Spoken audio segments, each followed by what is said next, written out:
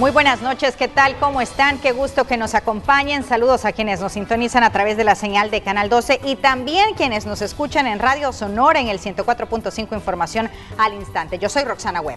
Y yo soy Ana Yancy Clavel y será un gusto poder informarlo durante toda esta hora. Vamos a iniciar con nuestros titulares. Pollo Campestre, orgullosamente hecho en El Salvador, presenta los titulares de Noticiero Hechos Estelar. Me imagino que van a cumplir lo que dijeron de retirarse, ¿verdad? Por supuesto, para nosotros como país es un retroceso en el tema de transporte. El viceministerio de Transporte asegura que miles de personas dejaron de utilizar el CITRAMS en el primer día de entrada en vigencia de la medida cautelar de la Sala de lo Constitucional. Por su parte, transportistas proponen una mesa de diálogo con el gobierno para abordar la problemática de este sector en el área metropolitana de San Salvador. Abogados defensores de Elías Antonio Saca aseguran que el exmandatario presenta complicaciones de salud. 1, 2, ready, go. La Embajada de los Estados Unidos celebrará con 10 días de música los lazos de amistad entre El Salvador y esa nación. Ciberataque de escala mundial afecta a los sistemas informáticos de instituciones estatales y empresas de más de 70 países. Tenemos todos los detalles de lo ocurrido. Comenzamos, saludamos a nuestra colega Celia Mendoza, periodista de La Voz de América, quien más adelante nos va a informar sobre el ciberataque que se dio en varios países. Y también saludamos a nuestra compañera Kelly Ábrego, ella que se encuentra en el Ministerio de Medio Ambiente. Bien, y autoridades del Viceministerio de Transporte aseguran que fueron miles de personas las que dejaron de utilizar el CITRAMS en el primer día de entrada en vigencia de la medida cautelar de la Sala de lo Constitucional que habilitaba a todos los automovilistas el carril segregado.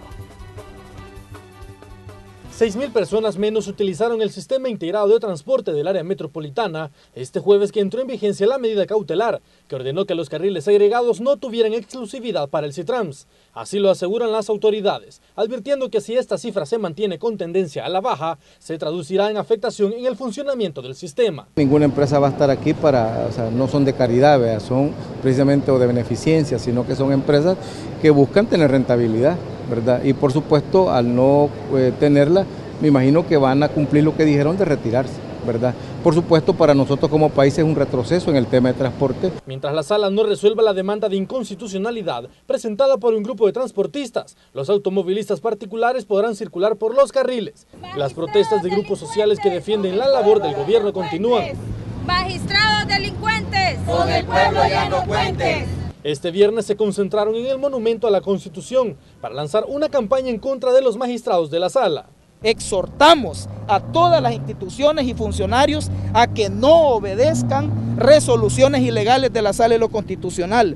Los obliga a hacer esto el artículo 235 de la Constitución. Entre los manifestantes también se encontraba un funcionario público. El viceministro de Políticas de Salud, Eduardo Espinosa, se unió a la concentración porque considera que la medida incluso afectará la salud de la población. Mi papel acá es hacer conciencia sobre que esta sentencia afecta el derecho a la salud de la población.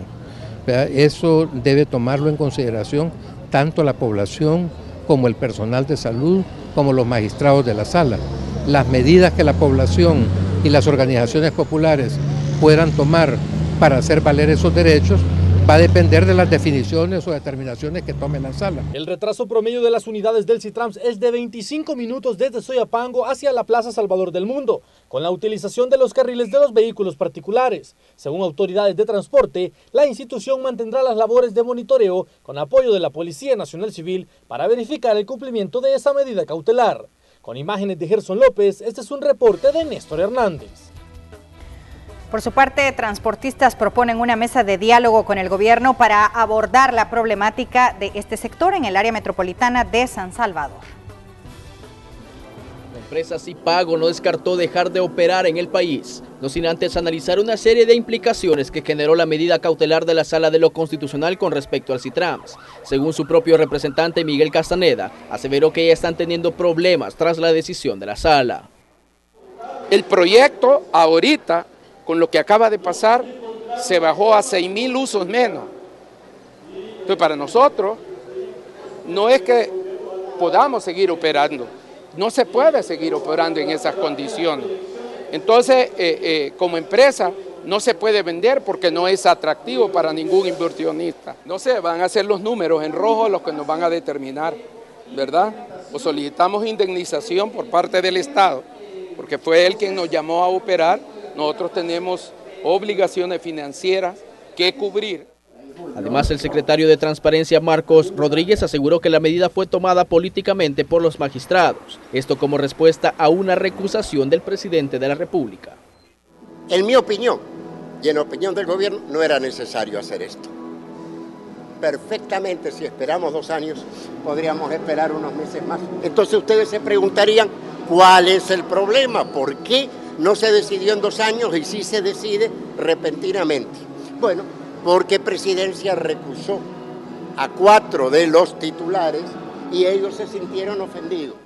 Mientras que el director general de Transporte Terrestre, Gaspar Portillo, espera que la sala no dictamine una inconstitucionalidad del Citrams. Sin embargo, están creando planes para agilizar el tráfico ante ese panorama.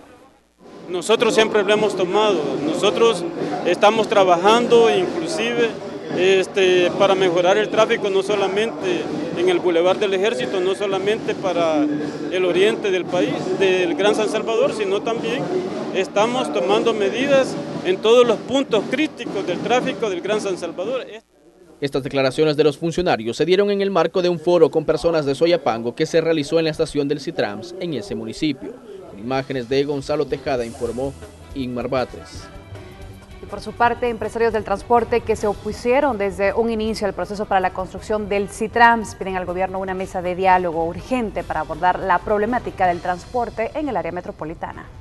La medida cautelar, en efecto, lo que ha hecho es beneficiar a toda la población del área metropolitana de San Salvador. Es solo parte del análisis que los agremiados a la Asociación de Empresarios de Autobuses Salvadoreños, AEAS, y Rutas Unidas hacen luego que el carril segregado del Citrams perdiera exclusividad tras la decisión de la Sala de lo Constitucional, proyecto que jamás ha estado en riesgo, dicen.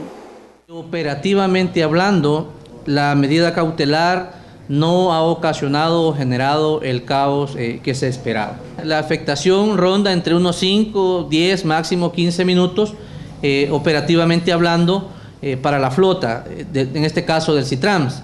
Esto ha beneficiado en más de 30, 40 minutos al resto de población. Proponen buscar una solución, ya que el uso racional de las vías públicas deben respetarse, y proponen una mesa de diálogo en la que se incluyan a los diferentes sectores relacionados al transporte. Le hacemos un llamado al señor presidente de no tratar de boicotear un proyecto para hacerlo ver mal, para verlo que la sala se equivocó. Hay una cantidad de leyes que podríamos utilizar hoy por hoy para no perder la oportunidad de tener una exclusividad para los usuarios del transporte público, pero eso no significa también dañarle los beneficios que deben de tener el rodado privado. Por ahora la prioridad debe ser la población y no las confrontaciones políticas, dicen. Llaman a hacer un ordenamiento en el área metropolitana. A la vez reiteran que no están en contra del Citrams, sino del proceso con el que se ejecutó la obra. La historia nos está dando la razón. Nosotros dijimos desde un principio de que este proyecto era inconstitucional. No le echemos más leña al fuego. Queremos resolver en base a derecho. Los transportistas esperan tener una respuesta positiva ante la convocatoria hecha el próximo lunes a las 10 de la mañana en la Procuraduría para la Defensa de los Derechos Humanos. Con imágenes de Denis Bolaños, informó Azucena Sandoval. Y la Coordinadora Nacional de Asociaciones y Sindicatos del órgano judicial se pronunciaron tras la protesta realizada este jueves afuera de la Corte Suprema de Justicia en contra de la medida cautelar de la Sala de lo Constitucional que da vía libre a todos los automovilistas en el carril exclusivo del Citrams. Los representantes de esta organización piden que se respete la decisión de los magistrados.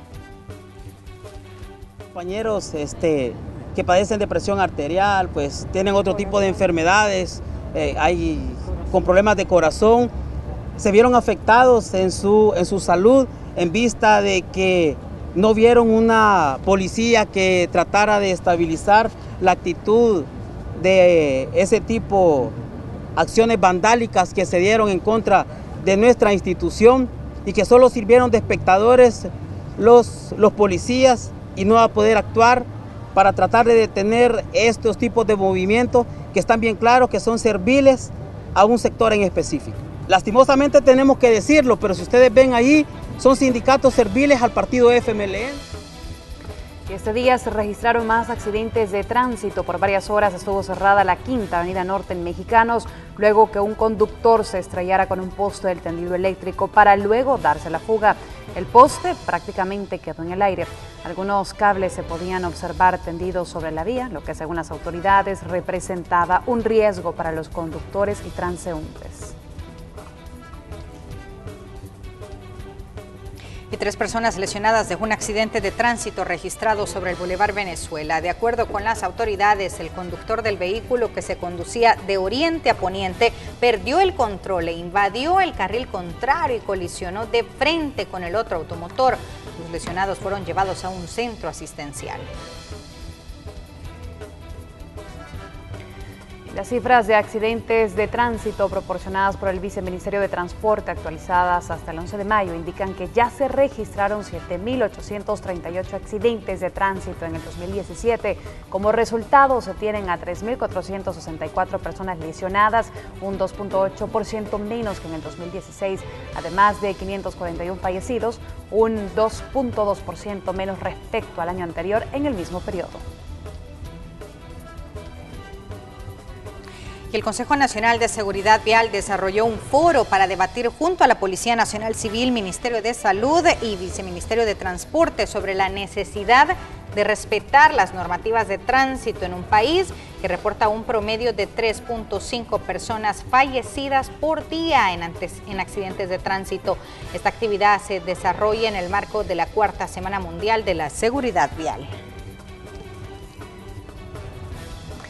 Y nuestra compañera Kelly Abrego nos tiene importante información del clima desde el Ministerio de Medio Ambiente. Kelly, adelante, buenas noches, te escuchamos. Buenas noches, compañeras. Así ya nos encontramos acá en el Ministerio de Medio Ambiente para conocer el pronóstico que nos espera para las próximas horas y el fin de semana. Recordemos que Protección Civil ha dejado sin efecto ya la alerta institucional por Adrián, que es un fenómeno pues que ya se ha disipado, pero vamos a conocer qué nos espera. Conmigo se encuentra Saúl de la O. Coméntenos, Saúl, buenas noches, ¿qué nos espera para esta noche y el fin de semana? ¿Vamos a tener lluvias? Esta noche solo vamos a tener precipitaciones en la franja norte fronteriza con Honduras, ya que hoy por la tarde hubieron precipitaciones de ligeras a moderadas en la zona occidental por un campo nuboso que se ha estado desplazando hacia la zona norte. Y el resto del país solo se tendrá precipitaciones de baja intensidad pero muy focalizadas y los cielos mayormente nublados. Para el fin de semana esperamos condiciones casi similares, pero las precipitaciones van a presentar al final de la tarde y por la noche, más que todo en la franja norte y en algunos sectores de la cadena volcánica. En cuanto al oleaje, para este fin de semana en las costas salvadoreñas, ¿vamos a tener o se mantiene todo con normalidad? El oleaje ya está normal, ya que con la disminución de la influencia de Adrián, prácticamente hemos regresado a condiciones propias de la época en todo el sector costero. Muchas gracias. Bueno, esa es parte de la información que tenemos. Vamos a tener lluvias, pero muy poco, es decir, algunas, pero de manera moderada. Reiteramos que la alerta por Adrián ya quedó sin efecto por parte de las autoridades de Protección Civil. Esta es parte de mi informe. Buenas noches. Muy bien, gracias Kelly por esta importante información. Buenas noches. Es momento de hacer nuestra primera pausa comercial. En minutos, abogados del presidente Elías Antonio Saca revelan detalles sobre el estado de salud del exmandatario.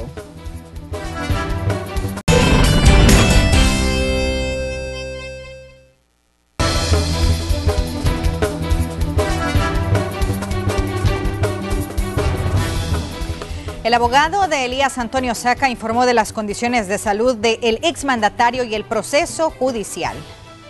El expresidente Elías Antonio Saca presenta complicaciones de salud. Así lo informó el abogado defensor Miguel Ángel Flores. El sector 9 del penal de Mariona no es como lo pintan, aseguró el representante de la familia. Pues ha perdido varias libras, ¿verdad? Está tratando de enfrentar esto de la forma más valiente, ¿verdad? Con las dificultades que tiene su entorno, escribe porque hemos solicitado autorización al director de centros penales para que tenga lapicero. Tiene 2 padecimientos, pero no estoy autorizado por él para decirlo, ¿verdad? En este caso, a solicitud de la Fiscalía, se le dieron 6 meses más a la fase de instrucción, lo que significa que Saca y demás detenidos pasarán 1 año esperando la siguiente etapa. Manifiesta que las condiciones no son adecuadas. Resulta de que han tenido problemas incluso con el agua, al punto que se le ha solicitado al director de centros penales que autorice que les vendan agua. Ese sector no es un sector como se ha descrito, eso sí, se lo digo con el mayor de los respetos. Para ejercer su defensa técnica él tiene serios problemas. También solicitó que se mantenga la libertad condicional para Ana Ligia de Saca y que la fianza de $250.000 pase a $20.000. En el expediente está documentada la situación delicada de salud de la niña Ligia. Ese es un dato que fue discutido y que es importante para efectos de considerar que debe estar sometida al proceso de manera distinta a encontrarse detenida. Se espera que la fianza sea cancelada no solamente en efectivo, es decir, que también se pueda cancelar con bienes o un seguro. Con imágenes de Enrique López, informó Raúl Hernández. Y sobre este caso, la Fiscalía General de la República tendrá 6 meses más para continuar las investigaciones y poder sustentar la acusación en contra del expresidente de la República, Elías Antonio Saca, y 6 exfuncionarios procesados por los delitos de lavado de dinero, peculado y agrupaciones ilícitas. Los acusados deben permanecer en prisión hasta que concluya ese plazo y enfrenten una audiencia preliminar. El plazo de instrucción vencerá el próximo 31 de mayo, pero la Fiscalía presentó un escrito al Juzgado Cuarto de Instrucción de San Salvador solicitando más tiempo porque aún no han finalizado las diligencias correspondientes. ¿Quiénes son los exfuncionarios y otras personas que permanecen en el sector 9 del penal de Mariona? Algunos de los implicados en el caso Saca, es decir, el exsecretario privado de la presidencia, Elmer Charlé, el expresidente de ANDA, César Funes, el exsecretario de Comunicaciones de la presidencia, Julio Rank, pero además el locutor Maximiliano González, señalado de remuneración por los servicios sexuales. Y a esta hora de la noche también les queremos contar de una noticia en desarrollo. Les vamos a mostrar la cuenta de Twitter de la Policía Nacional Civil, de las autoridades, sobre un hecho que ya está generando mucha indignación en las redes sociales. La División de Investigación de Ciudad Delgado detuvo a 3 personas por el delito de privación de libertad, robo y agresión sexual en perjuicio de 4 empleadas del Ministerio de Salud. Los detenidos son José Alexander López, de 19 años, que es a quien tenemos en pantalla, y otros 2 menores de edad. Este hecho se cometió en una vivienda del pasaje Calabozo de la avenida Montreal en momentos que las víctimas realizaban tareas de salud. Fueron privadas de libertad por los sujetos, quienes las amenazaron con armas de fuego, además de agredirlas. Las despojaron de sus teléfonos celulares.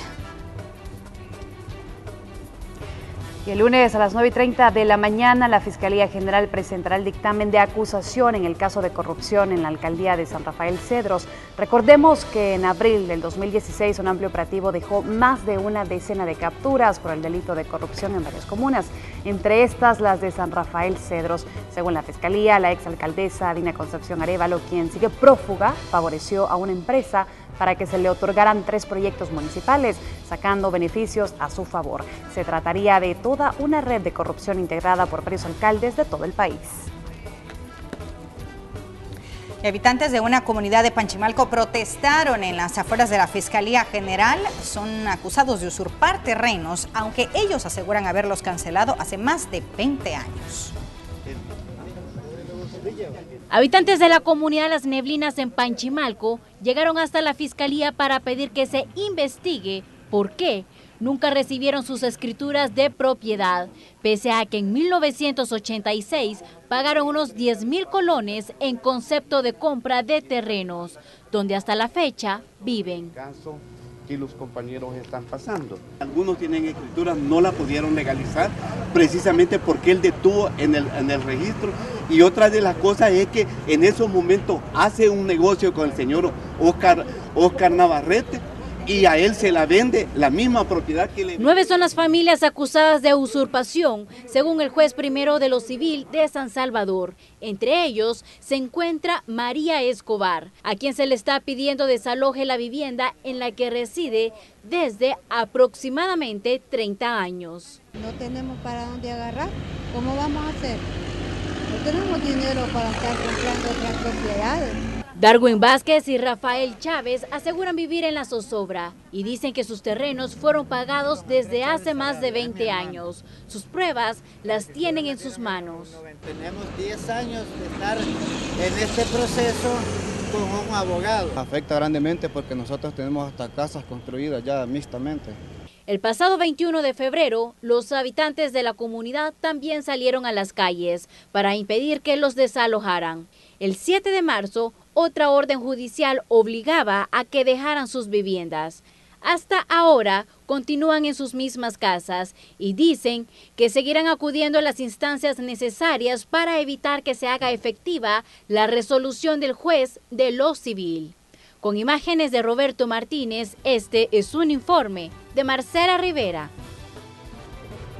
En otro orden, la Embajada de los Estados Unidos anunció hoy el Festival de la Amistad en Acción. Esto para celebrar el Día de la Amistad entre la nación norteamericana y El Salvador.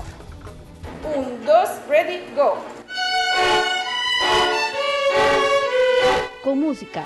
Así celebrarán por 10 días la Embajada de Estados Unidos el Día de la Amistad entre el país y la nación norteamericana. Serán 6 conciertos en municipios priorizados en el plan El Salvador Seguro, en el que también le apuestan a la prevención de la violencia. Y como ustedes saben, estamos invirtiendo mucho en las instituciones de este país, como la Fiscalía, como la Policía, pero también una parte esencial y importante es la prevención. Y eso es una parte de eso, apoyar a los jóvenes y dar otras oportunidades, otros sueños y otro futuro. En los conciertos tocarán 11 filarmónicas municipales, la Sinfónica de las Américas de Estados Unidos y la Orquesta Sinfónica Juvenil del Polígono Don Bosco, con quienes la Embajada de Estados Unidos viene trabajando desde hace al menos un año. Tenemos la esperanza que este trabajo que vamos a realizar sea la semilla que inicie o que ayude a desarrollar este trabajo por los jóvenes salvadoreños, especialmente con los jóvenes de la Orquesta Don Bosco. Los músicos de la Sinfónica de las Américas ofrecerán también 4 días de talleres a los jóvenes del Polígono Don Bosco. Las autoridades de la institución reconocen el trabajo de la embajada con los jóvenes, sobre todo aquellos que no pueden pagar educación en artes. Esto ha sido maravilloso porque nos están apoyando mucho con estos catedráticos de la Orquesta Sinfónica de las Américas, pero antes habíamos empezado a trabajar con el Banco Mundial, con la Unión Europea, con UNICEF. Por decisión de los diputados de la Asamblea Legislativa, desde este año cada 15 de junio fue declarado Día de la Amistad entre Estados Unidos y El Salvador, declaración que fortalece las relaciones entre ambos países. El gobierno de Estados Unidos, dice Jim Mains, sigue abierto a apoyar a El Salvador en temas de nación. Con imágenes de Manuel Velázquez, un informe de Raquel Herrera. Y nosotros como Red Salvadoreña de Medios nos hemos unido a esta campaña de la Embajada de los Estados Unidos, siendo el primer medio de comunicación, parte de Amistad en Acción. Vamos a mostrarles en breve el video que hemos compartido ya desde hace varios días, que lo grabamos todos los conductores de la Red Salvadoreña de Medios. Me informan que ya está listo y queremos compartirlos con ustedes para que también se unan a la campaña como la Red Salvadoreña de Medios. Juntos podemos, en ti yo creo, somos hermanos, unidos por un país mejor, sin excepción. Juntos podremos hacer un mejor El Salvador.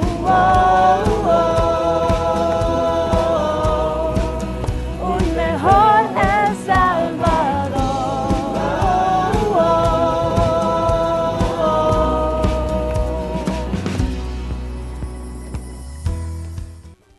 En minutos tenemos los pormenores del ciberataque que afectó a instituciones y empresas de más de 70 países. Guatemala, 2 salvadoreños fueron capturados por las autoridades incautándoles 40 paquetes de marihuana. El informe gracias a nuestra cadena aliada, Noti 7. Agentes de la Subdirección General de Análisis e Información Antinarcótica y elementos de la Fuerza de Tarea Chortí capturaron a 2 salvadoreños en la aldea Monterrico, Moyuta, Jutiapa. Los detenidos son José Vladimir Lara Morales, de 29 años, y Salvador Eusebio Portillo Marroquín, de 33. En el automóvil, con matrícula salvadoreña, transportaban 40 paquetes de marihuana. En Costa Rica, unos asaltantes atacaron a un trailero salvadoreño que transportaba suplementos líquidos. La víctima resultó herida. Más detalles gracias a nuestra cadena aliada costarricense Repetrel. La mañana precisamente de este viernes se dio un incidente en el cual se vio involucrado lamentablemente un conductor salvadoreño que transportaba una carga importante de suplementos líquidos hacia una empresa costarricense y fue interceptado en horas de la noche por un grupo armado que intentaba precisamente robarle la carga. En ese procedimiento hubo un intercambio de disparos, pero principalmente el conductor, que evitó que le robaran la carga, recibió al menos 2 balazos, uno en el cuello y otro en el brazo, que le habían provocado heridas considerables que hicieron llevarlo al hospital más cercano. Esta ruta, conocida como la Ruta 27, es quizá de las más tomadas por los autobuseros, transportistas y conductores en general para llegar hasta el centro de la capital o bien para buscar otras provincias. Es una ruta rápida, de muy fácil acceso, pero en horas de la noche se convierte realmente en temerarios para los conductores, principalmente aquellos que transportan algún tipo de carga. Por fortuna, el conductor está bien de salud, por lo menos estable, y la carga en estos momentos está siendo revisada por la Policía Judicial costarricense para determinar algún tipo de evidencia que los pueda llevar a los sospechosos. Este es el informe que le tenemos para todos. Les informó Roy Solano para Canal 12 de El Salvador. Y en Guatemala, la cabecilla de una banda de secuestradores y sicarios, Maritza Etelinda Lemos, conocida como La Patrona, se fugó del cuartel de la Brigada Militar Mariscal Zavala, en el norte de la capital del país, alertando las autoridades la búsqueda a nivel nacional e internacional. La patrona fue condenada a 94 años de cárcel por los delitos de homicidio, plagio, secuestro y asociaciones ilícitas. Según las investigaciones, agentes del centro penitenciario le facilitaron un uniforme de guardia para poder darse la fuga. El Ministerio de Gobernación ofrece 100,000 quetzales, quien da información del paradero de Lemos. Vamos ahora a saludar a nuestro compañero Ingmar Batres, quien se ha trasladado hasta la estación del Citrams, ubicada a un costado del parque infantil. Adelante. Muy buenas noches, gracias por estar en sintonía con nosotros. Estamos en la estación del parque infantil del Citrams para mostrarle cómo está el panorama, el tráfico vehicular a esta hora de la noche. Bueno, estamos viendo que los vehículos están usando ambos carriles, tanto el segregado y por supuesto la Juan Pablo II. También es importante señalar que en algunas ocasiones el tráfico vehicular aumenta, pero eso es por el semáforo. Pero en estos últimos minutos que hemos estado acá, pues ha sido muy tranquilo el tráfico. También el llamado para las personas, ¿no?, que lo hagan, que se crucen en los lugares establecidos, el lugar conocido como la cebra, para evitar cualquier tipo de accidentes. Por supuesto, nosotros les vamos a estar informando en los próximos días de cómo avanza la situación y si de alguna u otra forma la medida cautelar de la Sala de lo Constitucional agilizó el tráfico, por lo menos en el carril segregado del Citrams. La información que nosotros le tenemos desde la estación de Citrams en el parque infantil. Buenas noches. Gracias, Ingmar. Vamos nosotros a una pausa. En minutos le hablaremos de las metas de crecimiento económico en América Latina y su impacto en el sector empleo.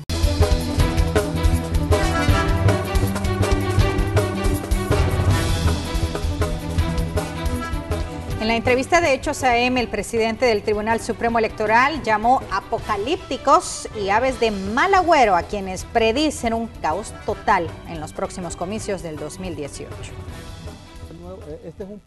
De entrada lamentó las críticas surgidas por sus mismos compañeros magistrados del TSE, quienes han puesto en tela de juicio que los resultados de las próximas elecciones de alcaldes y diputados se conozcan el mismo día.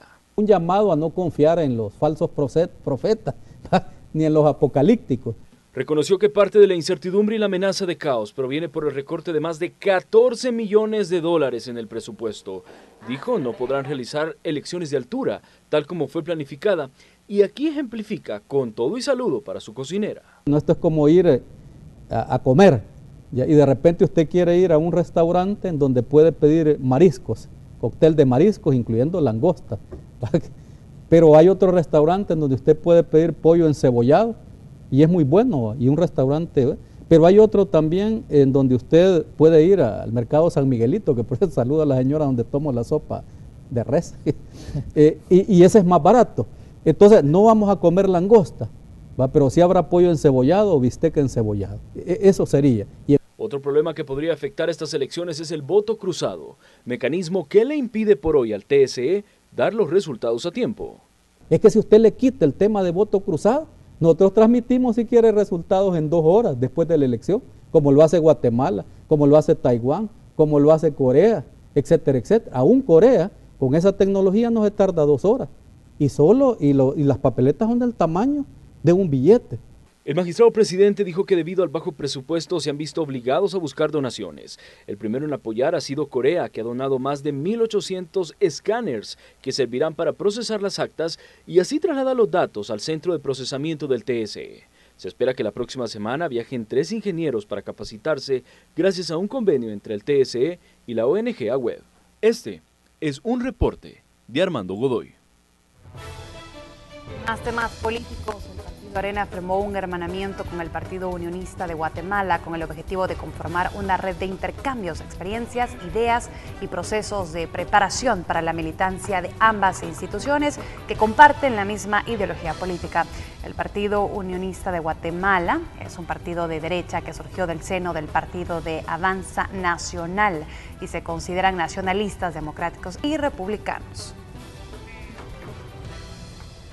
Y la diputada Maite Iraeta Escalante del Partido Arena fue sancionada por el Tribunal de Ética Gubernamental con una multa de $1,006 por intervenir en la contratación de su hermana en la plaza de asistente técnico de la Asamblea Legislativa. El presidente del COENA, Mauricio Interiano, está de acuerdo con la sanción y considera que en el partido luchan contra la corrupción si es en alguno de sus miembros. La misma diputada ya ha pedido disculpas sobre el tema, reconociendo el tema, y creo que eso hay que reconocerlo. Y lo importante es que de aquí en adelante eso no vuelva a pasar. Y estamos pidiendo, por ejemplo, que se pueda tener una CCS acá, que se le den fondos a la Fiscalía, que tengamos una Corte de Cuentas que realmente esté haciendo su trabajo, investigando a todo funcionario, venga de donde venga. Y si son de Arena, pues que paguen también las consecuencias. Pero es la única manera que realmente cambiemos, que demostremos ese compromiso. Pero nos preocupa que no estamos viendo a los demás partidos, especialmente el FMLN, que esté siguiendo esto. El crecimiento económico para el 2017 en América Latina se estima en 1.1%, de acuerdo a la Comisión Económica para América Latina y el Caribe, el CEPAL. Pero ¿cómo impacta esto en el empleo? La Organización Internacional del Trabajo, OIT, presentó un informe donde se revela la debilidad en el mercado laboral. Más detalles nos los presenta Crisia Recinos en la sección Economía al Costo. Roxana Nayansi, buenas noches. El desempleo crecerá en América Latina, llegando hasta un 9.2%, de acuerdo al último informe de la Organización Internacional del Trabajo. El informe agrega que se debe a un débil comportamiento de la economía que no podrá contrarrestar las condiciones del mercado laboral. Los detalles se los presento a continuación. Según la CEPAL, en 2015 el desempleo empezó a incrementar en la región llegando a 7.3%. Nuevamente aumentó en 2016 cerrando en 8.9% y para este año la previsión es también a que incremente a 9.2%, un aumento del 0.3% en personas sin trabajo. ¿Qué lo provoca? Hay menos empleo formal y un cambio en las características de los trabajos ofertados. El estudio reitera que se han descuidado las acciones que llevan a la erradicación de la pobreza y la desigualdad, lo que impacta directamente en los los salarios. Mientras cae el empleo formal, el que es por cuenta propia aumenta. La razón, hay inestabilidad laboral, ingresos bajos e inestables. La calidad del trabajo se ha deteriorado. Muchas veces se ofertan puestos medios con salarios más bajos que hace años. Los grupos que resultan más afectados con estos cambios coyunturales son las mujeres, los jóvenes que tienen un menor nivel educativo y los inmigrantes. En el caso de estos últimos se observa una mayor migración interregional. Quiere decir que más personas migran a países cercanos en busca de mejores condiciones laborales. En Argentina, Chile y Ecuador, por ejemplo, más del 80% de la población inmigrante económicamente activa proviene de países de la propia región. No así en Brasil, México y Panamá. En Panamá hay una presencia importante de inmigrantes asiáticos de China e India. Se calcula entonces que 28.5 millones de personas emigraron de sus territorios de origen y los países del continente han recibido a 7.6 millones de personas. Los inmigrantes tienen ingresos más bajos que los nativos en el país que llegan, se colocan más en la informalidad y poseen poca cobertura de seguridad social. El informe agrega que es necesario revisar las políticas que contribuyan a mejorar las condiciones de las mujeres, pero también de las personas migrantes y que éstas puedan incursionar en el mercado formal y no en la informalidad. Con esto regreso con ustedes. Buenas noches. Muy bien, gracias, Crisia. Y feligreses católicos de Cojutepeque se preparan para la celebración de los 100 años de la aparición de la Virgen de Fátima. Actividades que se desarrollarán en el Cerro Las Pavas.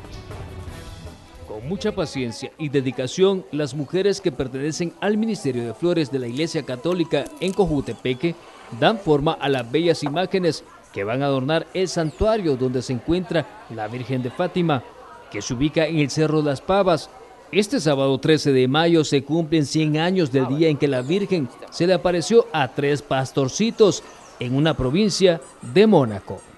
Estamos haciendo arreglo de rosas, porque la rosa es lo que identifica a nuestra Madre María. Desde ya muchas personas se dieron cita para darle gracias a la Señora del Rosario de Fátima.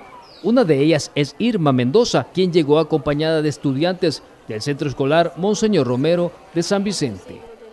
Es una fecha muy significativa porque recordamos las apariciones de Nuestra Señora en Fátima.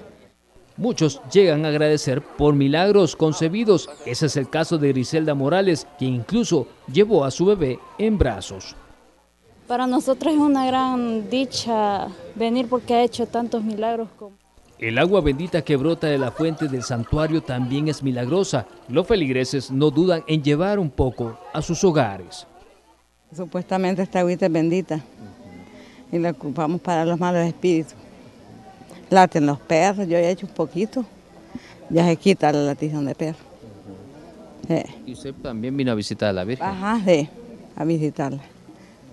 Es muy importante la visita. Ajá, sí, porque dicen que viva la Virgen fue aparecida.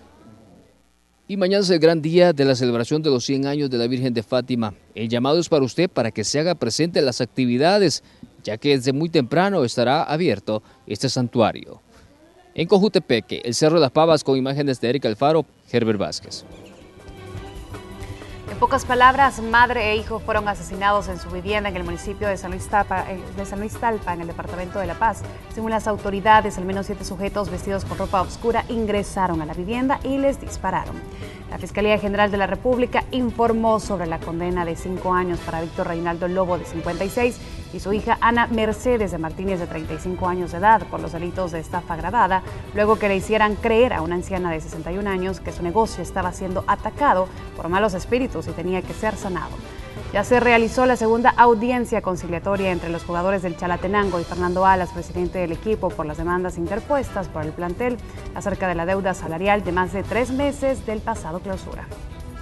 En Venezuela, las personas de la tercera edad se tomaron las calles de Caracas para encabezar las protestas en contra del gobierno de Nicolás Maduro y rechazar una asamblea constituyente en ese país. Y siempre en Venezuela, la muerte del empresario Reinaldo José Herrera, familiar de la diseñadora Carolina Herrera, fue hallado muerto este jueves dentro de un vehículo en la carretera Caracas. La diseñadora se expresó ante un comunicado y pidió privacidad en su duelo. Ahora vamos a una nueva pausa comercial. Así nos despedimos. Muchas gracias por habernos acompañado durante toda la semana. Que tenga un feliz fin de semana y gracias por habernos sintonizado a través de Canal 12 y de Radio Sonora 104.5. Buenas noches.